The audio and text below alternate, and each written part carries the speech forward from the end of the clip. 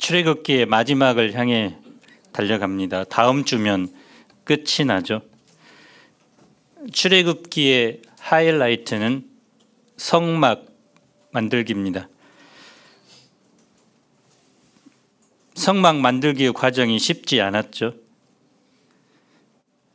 출애굽한 이스라엘 백성이 우상 숭배함으로 말미암아 진멸당할 뻔했습니다. 우여곡절 끝에 오늘 드디어 성막과 기구들이 완성됩니다. 그 만들어진 과정에서 어떤 일들이 일어났을까요? 하나님은 성막을 만들기 전에 먼저 당부하는 말씀이 있습니다. 첫째, 안식일을 철저하게 지키라라는 것입니다. 35장 1절로 3절을 읽어봅시다. 시작.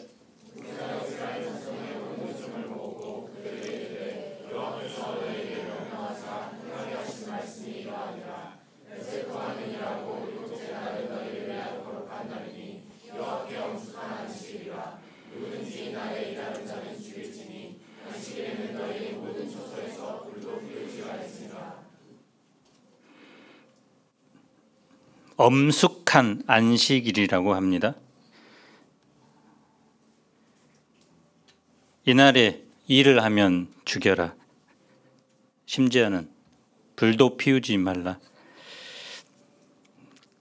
음식을 만들기 위한 불을 피우지 말라는 것이죠. 왜 이처럼 안식일을 강조하는 것일까요?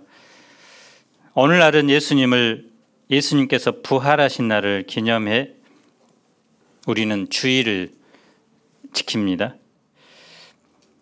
법무 말씀에 의지해 보면 주일 예배를 드리지 않고 생계를 위해서 일하는 자는 죽어야 합니까?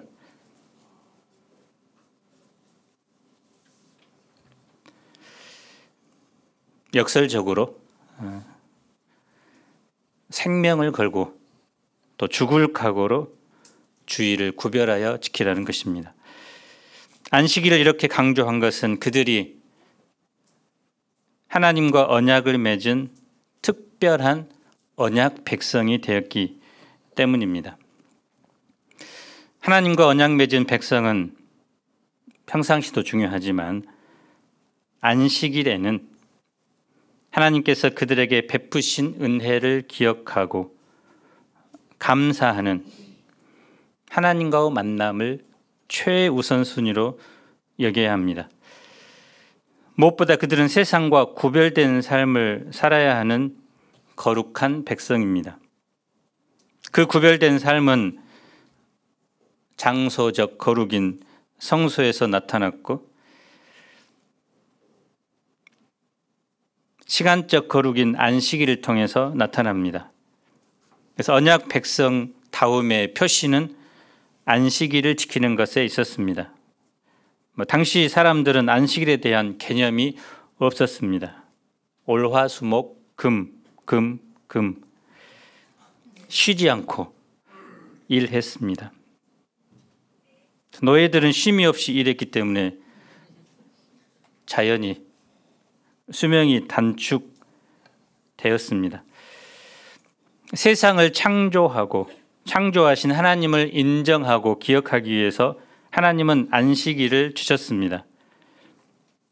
하지만 사람들은 하나님에 대한 개념이 없었기 때문에 안식일의 의미도 몰랐던 것입니다. 안식일은 하나님과 이스라엘 자손 사이의 영원한 언약의 표징입니다. 그래서 이스라엘 백성들은 전쟁을 하다가도 안식일 날은 전쟁을 멈췄다고 합니다. 성막을 건축하는 궁극적인 목적은 바로 창조의 질서를 회복하고 영원한 안식을 미리 맛보는 것입니다. 그래서 안식일을 지키지 않는 것은 엄밀히 말하면 하나님의 창조의 행위를 부정하는 행위입니다. 또 하나님과의 언약 관계를 부정하는 것입니다. 언약 백성에게 안식일을 주신 것은 자유를 억압하는 불편한 구속이 아닙니다. 그들은 애굽에 있을 때 안식을 누리지 못하고 쉼없이 일했습니다. 노예였기 때문입니다. 그래서 휴식 없는 삶은 노예와 같은 삶입니다. 자유인은 일과 더불어 시간을 구별하여 적절한 휴식을 취하는 사람입니다. 육체적인 휴식뿐만 아니라 하나님을 기억하고 하나님과의 만남을 통해 영혼의 휴식을 누려야 합니다. 인간은 영혼을 가진 존재입니다. 하나님을 예배하고 하나님과 교제할 때 영혼의 쉼을 누립니다. 사람마다 생명처럼 여기는 것이 있죠.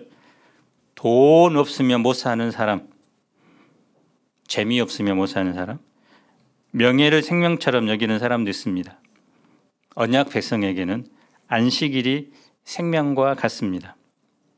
하나님께서는 안식일을 통해서 인간에게 영적인 생명을 끊임없이 공급하십니다.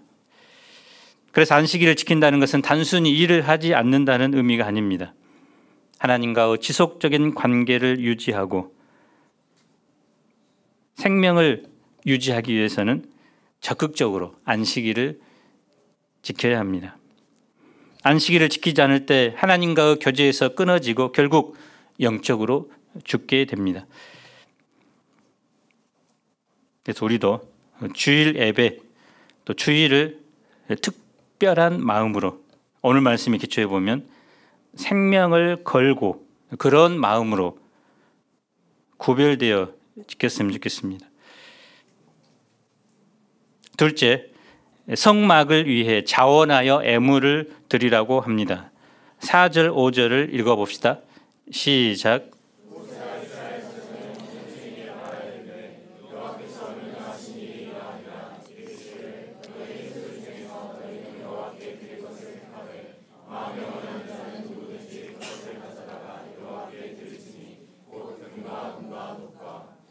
너희의 소유 중에서 너희는 여호와께 드릴 것을 택하되, 언어의 의미에 가깝게 해석하면 너희 소유 중에서 가장 소중한 것을 이라는 의미입니다.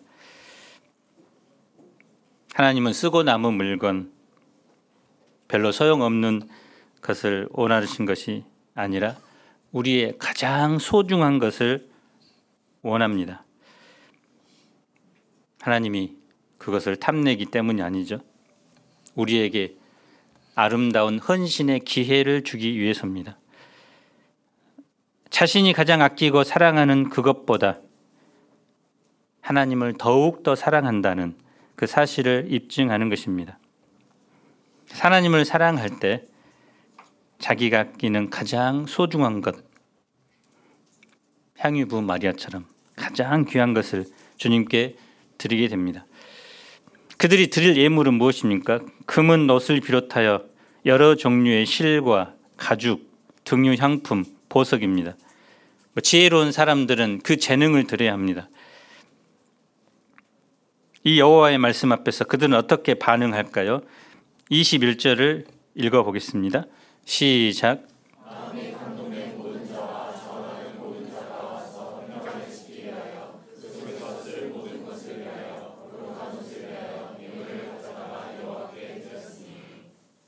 두 가지가 강조됩니다. 예물과 마음입니다. 특히 마음을 강조합니다. 마음이 감동된 모든 자, 자원하는 모든 자, 마음에 원하는 남녀, 마음에 슬기로운 모든 여인, 마음에 감동을 받아 슬기로운 모든 여인, 마음에 자원하는 남녀, 여호와께 자원하여 드린, 이 말이 이제 반복되어 있죠.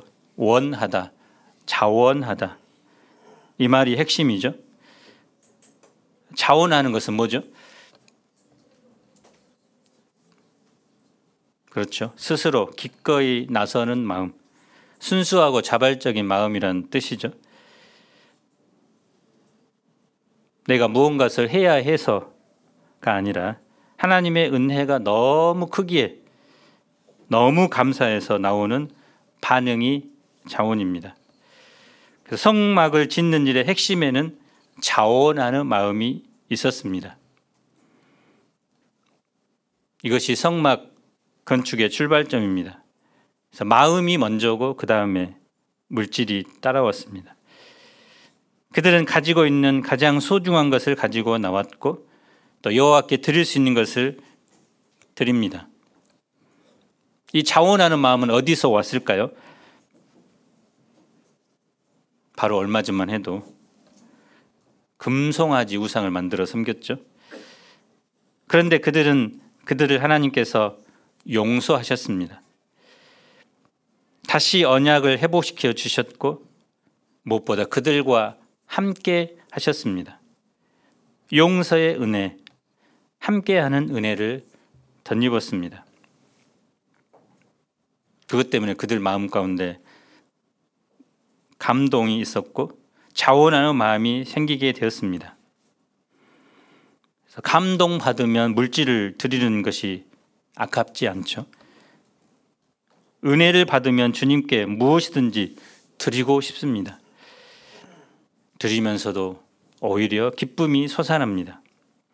그래서 자원하는 마음의 뿌리에는 하나님의 은혜, 특별히 함께 하심의 은혜가 있었습니다. 자원하는 대표적인 사람들이 25, 26절에 나온 슬기로운 여인들입니다. 이 슬기로운 여인들이란 손재주가 있는 여인을 가리키는데요. 성막을 덮는 천으로 사용될 재료들을 위해 손수 실을 만들었습니다. 많은 정성을 요구하는 작업입니다.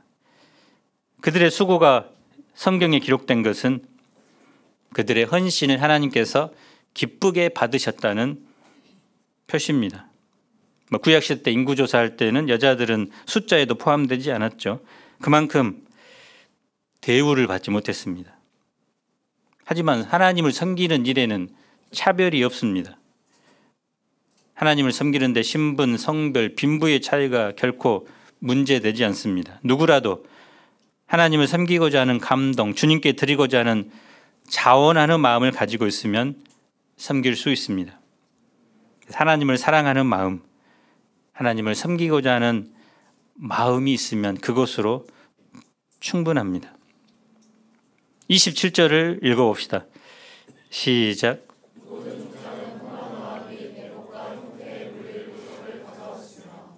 이 사람들은 이제 지도자들이죠. 그들은 대제사장이 입을 거룩한 옷에 사용될 비싼 보석을 이제 가지고 온 것입니다. 보석은 지금이나 예전이나 아주 귀중품이죠.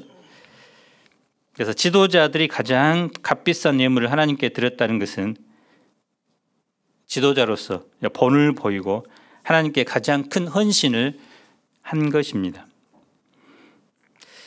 하나님의 나라는 이처럼 지도자로서 섬김받는 것보다는 섬기는 사람이 위대한 자입니다. 신앙이 성숙한 사람들의 특징은 내가 하나님으로부터 무엇을 받을까? 하나님 이것 주세요, 저것 주세요. 이렇게 하는 사람이 아니라 내가 하나님을 위해서 무엇을 더 드릴까? 이것을 고민하는 사람입니다.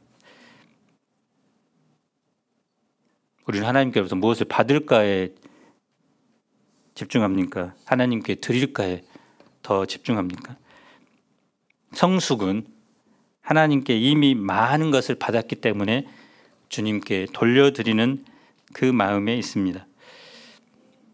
어떤 사람들이 성막 건축의 부르심을 받았을까요? 30절, 31절을 읽어봅시다. 시작.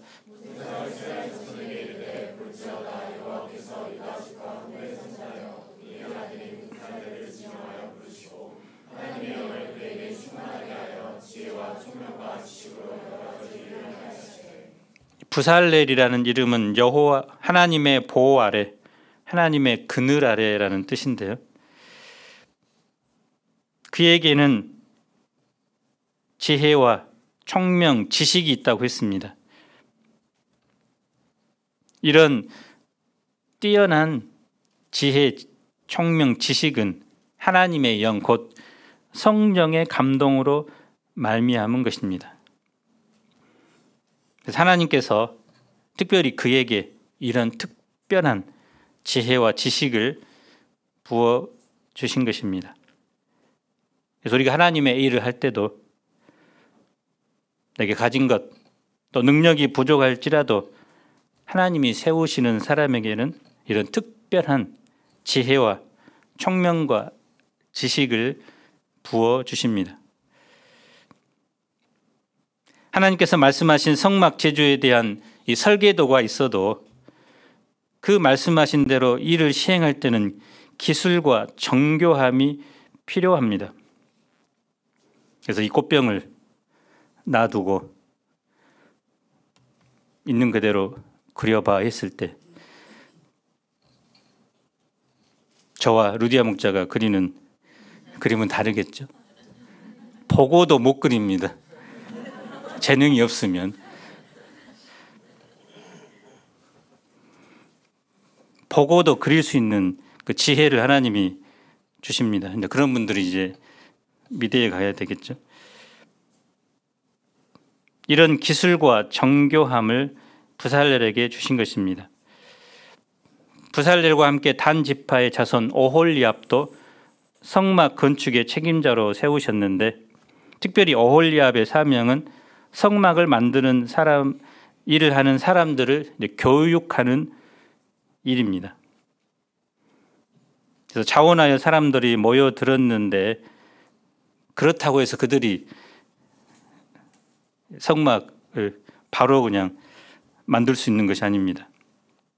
그래서 오홀리압이 이것을 어떻게 만들어라, 그런 것들을 이제 교육을 했다는 것입니다. 그래서 교육을 먼저 받고 요소에 배치받은 후 각자에게 맡겨진 일을 감당한 것입니다. 36장 3절로 7절을 보면 성막을 만들기 위해 예물과 재료들이 넉넉했을 뿐만 아니라 사용하고도 남았습니다. 백성들이 얼마나 많은 재료들을 자원하는 마음으로 갖고 왔는지 모세가 그만 됐다, 이 정도로 이제 넘치게 되었습니다. 찬송가 634장에 이런 가사가 있습니다. 아주 짧은 가사가 찬송가 634장인데요. 모든 것이 주께로부터 왔으니 이 예물을 주께 드리나이다. 아멘. 이거 끝입니다. 우리의 손에 주어진 모든 것이 나로부터 기인한 것이 아니라 하나님께서 허락해 주셨다는 고백이 있을 때 우리는 물질로부터 자유롭게 됩니다.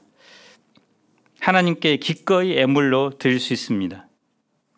그래서 물질은 하나님에 대한 우리의 신앙적 인식, 또 현실이 어떠한지를 보여주는 중요한 척도가 됩니다. 내가 누구보다 얼마나 더 많이 드렸느냐 하는 비교 우위나 드린 만큼 거두기를 기대하는 보상 심리가 아니라 내 소유와 인생의 주인이 누구인지를 행동으로 보여주는 신앙 고백이 바로 예물 드림입니다. 그래서 우리가 입술로 주는 그리스도시요 하나님의 아들이십니다라는 고백도 중요하지만 그것이 실제로 신앙적 행위로 나타나는 것이 바로 예물 드림입니다. 그래서 자기를 위해서 또 자기 가족을 위해서는 펑펑 쓰지만 주님께 드리는 것에는 정말 인색한 분이 많습니다. 엄밀히 보면 그 사람은 그 신앙의 수준이 정말 낮은 사람입니다. 38장 8절을 보면 특이한 언급을 하는데 물두멍이 회막문에서 섬기는 여인들의 거울로 만들어졌다고 말합니다. 그가 노수로 물두멍을 만들고 그 받침도 노수로 하였으니 곧 회막문에서 수종드는 여인들의 거울로 만들었더라. 여자들에게 거울은 뭡니까? 필수품이죠. 뭐 3층, 1층 올라갈 때마다 이제 얼굴 한번 쳐다보는 가끔씩 막 머리 만지고 미모 관리에 힘쓰는 분이 가끔씩 있습니다. 그것을 이제 들었다는 거죠. 원래 그들은 회막문에서 수종 들며 헌신하는 사람입니다. 아마 이들은 일생 결혼도 포기하고 성전에서 성막에서 일하는 나실인 것 같은 여자들입니다. 그것만으로도 정말 훌륭한데 자기들이 가지고 있던 이 놋 거울을 물두멍을 드리는데 헌신합니다. 이 여자들은 시편 84편 10절의 고라 자손처럼 하나님의 아름다움에 사로잡힌 사람들입니다. 시편 84편 10절 한번 읽어볼까요? 시작. 주의 궁정에서의 한 날이 다른 곳에서의 첫날보다 나은즉 악인의 장막에 사는 것보다 내 하나님의 성전 문지기로 있는 것이 좋사오니. 이 말씀하면 항상 생각나는 분이 있습니다. 지금 뉴욕 옆에 있는 뉴저지 김마태 선교사님. 졸업하고 나서 당시에는 이제 직장 잡기 전에 이제 풀타임을 짧게는 1년, 길게는 3년 했었는데 방향을 위해 이제 기도했었는데 송년회 밤 때 이 말씀을 이제 뽑고 이제 발표를 하니까 풀타임 하라는 말이 옆에서 막 다 나오더라고요. 성전 문지기로 사는 것이 좋다. 혹시 올해 이 말씀 뽑으면 나를 1년 동안 풀타임 목자로 하나님이 부르신다 이렇게 한번 생각도 해보면 좋겠습니다. 하나님께 드리는 것이 자신의 인생을 가장 가치 있는 것이라 생각했기 때문에 그들은 전 인생을 주님께 드렸고 또 자기가 가장 소중히 여기는 것을 또 주님께 드립니다. 이 회막에서 봉사하는 이 여인들의 헌신의 마음을 우리에게도 주시기를 기도합니다. 36장부터 38장은 성막과 기구들을 만드는 내용입니다. 성막 휘장에서부터 널빤 띠, 지성소 휘장, 언약궤, 상, 등잔대, 향단, 번제단, 물두명, 성수의 뜰에 이르기까지 만듭니다. 25장에서 31장까지 이미 살펴봤기 때문에 생략합니다. 다른 점이 있다면 앞에서는 만들지라 미래 시제로 말씀하셨고 여기서는 만들었더라 과거 시제로 표현한 것뿐입니다. 그럼에도 불구하고 몇 장에 걸쳐서 성막과 기구에 대해서 같은 내용을 반복해서 기록한 이유가 무엇일까요? 어떤 분은 시내산에서 말씀하신 모양대로 그대로 만들었더라 이렇게 한마디만 하면 될 것 같은데 성경책을 두껍게 하려고 의도적으로 이렇게 했다고 말합니다. 이는 모세의 문학적 소양을 모르는 사람입니다. 이런 반복은 그들이 철저하고도 우직하게 말씀하신 대로 실행했음을 보여주기 위해서 기록한 것입니다. 그림 기법 중 데칼코마니가 있죠.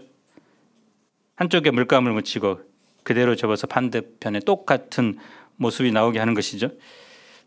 말씀하신 대로 그대로 결과가 나왔음을 이러한 기술보다 더 생생하게 전달하는 방법은 없을 것입니다. 데칼코마니와 같은 기법이죠. 그들은 앞에서 하나님으로부터 직접 십계명 말씀을 듣고도 그때는 금송아지를 만들고 계명에 불순종했습니다. 들은 대로 하지 않았죠. 금송아지를 여호와라 부르고 애굽에서 인도해낸 신이라고 합니다. 번제와 화목제도 지냈습니다. 9개를 순종했더라도 1개를 어기면 불순종이죠. 10을 9번 곱해도 마지막 0을 곱하면 10억이 아니라 0이 됩니다. 그들은 하나님을 섬기되 다른 우상과 혼합해서 섬기고 따르되 자기 소견에 좋아 보이는 것을 첨가했습니다. 이것이 그들의 문제였습니다. 그들은 앞으로 하나님께만 순종하는 백성이요 하나님의 말씀대로 살아가는 백성이 되어야 합니다. 그래서 저자는 지루하기만큼 그들의 절대적 순종을 나타내고 있고 앞으로도 너희들 이렇게 살았으면 좋겠어라고 말하고 있는 듯 보입니다. 그래서 이스라엘이 이때처럼 말씀에 순종했던 적은 있을까 생각해 보면 거의 없는 것 같아요. 동일하죠. 그리스도인의 삶의 모든 행위도 이처럼 하나님의 말씀에 순종하는 것이 되어야 합니다. 특히 39장은 이제 제사장이 성소에서 섬길 때 입을 옷을 만드는 내용인데요. 여호와께서 모세에게 명령하신 대로라는 말이 1절부터 나오기 시작하여 마지막 43절에도 반복됩니다. 무려 11번이 나옵니다. 그 중에 집약적인 말씀이 32절인데요. 우리 32절을 한번 읽어봅시다. 시작.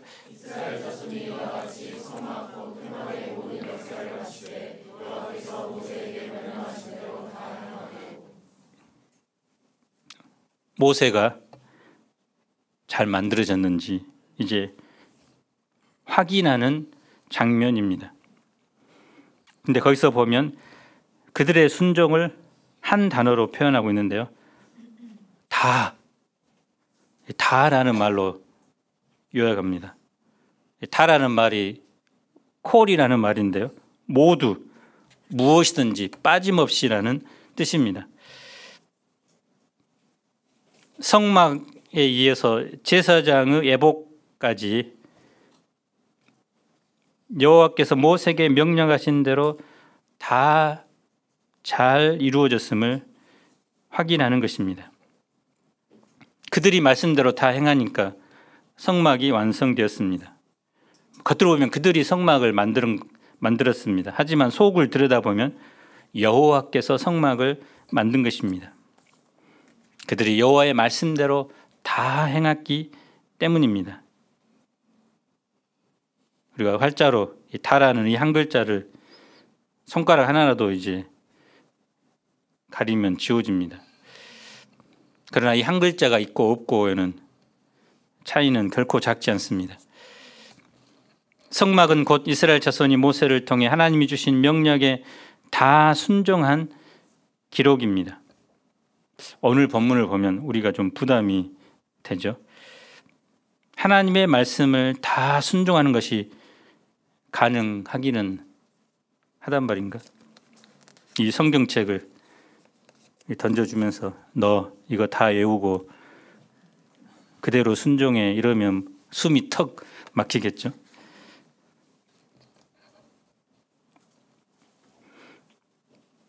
오늘 말씀에서 하나님께서 성경 전체를 출애굽기 아니 모세오경 아니 구약 아니 신약 66권 다 지켜 이렇게 말하진 않으셨죠. 이스라엘 백성에게는 성막 만들기, 또 노아에게는 방주 만들기, 그래서 자기에게 주신 하나님의 특별한 말씀, 감동의 말씀, 우리에게는 이제 12월에 송년회 밤 뽑기 하면서 주신 말씀이라든지 또 살아가면서 주님께서 내게 특별히 주신 그 말씀들이 있겠죠. 저는 작년에 이제 범사에 감사하라 그 말씀을 이제 영접하고 불평의 자리에도 어떤 상황이 나면 여기 나오고 불평할 때가 많았는데 일단 하나님의 선한 뜻이 있다. 감사하자, 감사합니다. 이렇게 시작하니까 감사가 됐습니다. 예수님은 요한복음 14장 15절에서 제자들에게 이렇게 말씀합니다. 너희가 나를 사랑하면 나의 계명을 지키리라. 그래서 말씀을 지키는 것, 계명을 지키는 것의 원동력은 힘은 무엇입니까? 사랑이죠. 사랑하면 움직이게 됩니다. 순종의 본질도 사랑입니다. 하나님의 말씀에 순종하는 것은 의무 부담이 아니라 하나님을 향한 나의 사랑의 표현입니다. 여러분도 정말 사랑하는 대상이 있으면 그가 하는 말을 기쁨으로 지키죠. 그렇죠, 우리 지혜 목자님. 기도원 목사님 너무 사랑해요.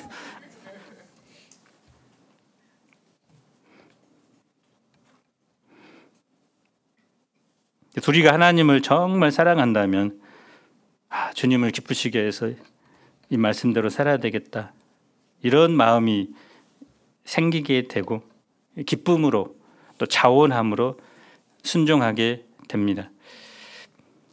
또 처음에는 어렵지만 한마디 한 말씀 순종하다 보면 점점 더 하나님의 말씀을 온전히 순종하는 사람들로 성장하게 됩니다.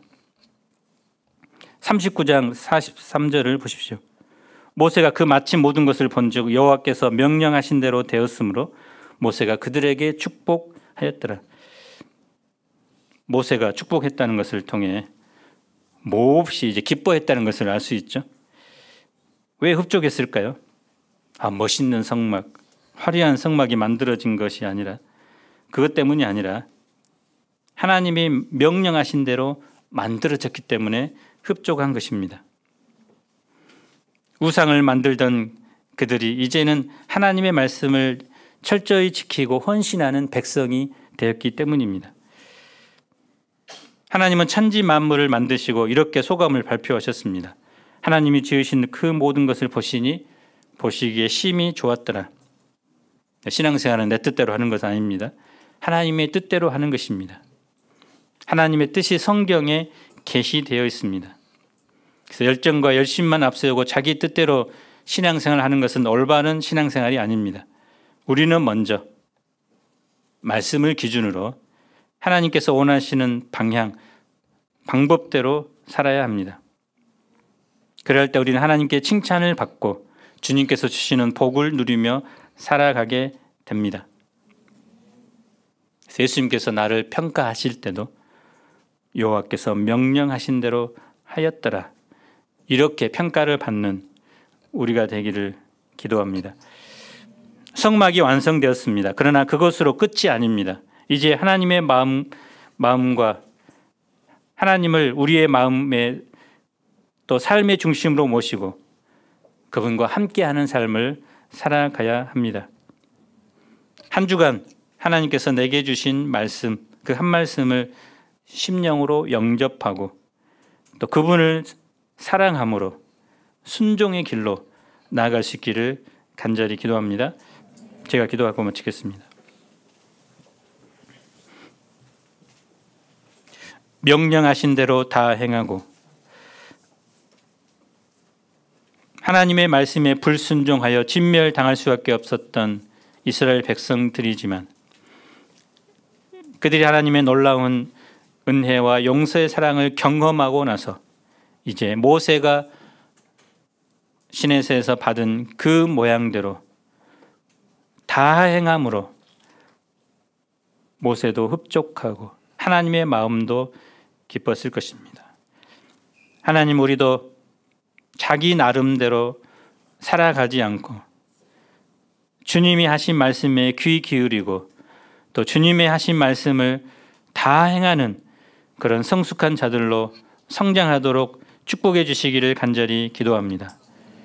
특별히 우리에게 자원하는 마음을 허락하여 주옵소서. 자원함으로 하나님을 섬기며 하나님이 맡겨주신 귀한 역사를 감당하는 저희가 되게 하옵소서. 예수님 이름으로 기도합니다.